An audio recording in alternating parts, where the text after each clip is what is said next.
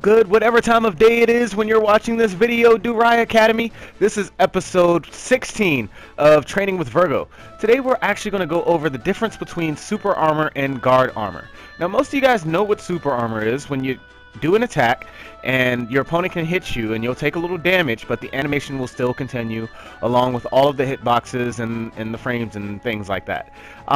This game also has something called guard armor, where it's just like super armor except your stamina will go down instead. So there's a big difference between those moves, and today we're actually just going to discuss when is the right time to use them and what types of characters you should have. I'm not actually going to tell you what the moves are. A few clues are on the screen right now. Super armor. In this game, super armor is basically a trade-off.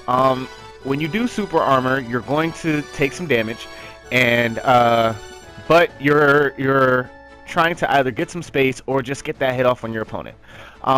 You should not use super armor if your HP is low and there's a chance of you dying from the next attack. I make that mistake all the time. Bad idea. Big bad idea. You want to make sure you're careful about that. There are, I believe, a few ultimates that have regular super armor. Most of them have guard armor though, and there's a bunch of moves that have super armor. So make sure you check them out and figure out which ones have it.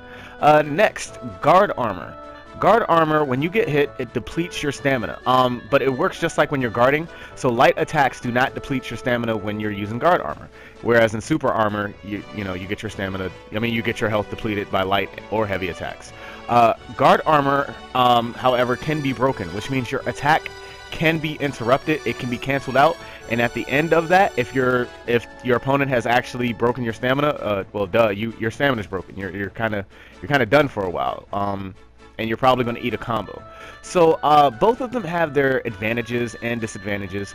The main thing that you want to keep in mind when you're selecting one of these moves is it right for your character? If you have low HP, you shouldn't be using too many super armor moves. If you have low stamina, you shouldn't be using too many guard armor moves. Now that's the obvious part, but now when do you use it? I have seen people make the mistake of using their guard armor moves when their stamina is nearly depleted. You want to watch out for that. That is never a good thing to do. You want to be careful. And in turn, super armor. Some people will use super armor and it will actually give up the HP advantage or the health advantage that they had over their opponent. So it's a lot of thinking that goes into using these moves. Obviously, some of these moves can be used to counter things. Some of these moves can be used to break your opponent's stamina for higher values. Some of these moves can be very damaging. But you also want to think about what happens when you use them. But that's the main thing. And keep in mind, guys, any guard armor move, sledgehammer and arm crash can break them, as well as a full charged strike attack. Now, once again, with super armor, it's not the same. But in any case, hope you guys found this useful. If you did, please like, comment, subscribe. If you didn't, please like, comment, subscribe.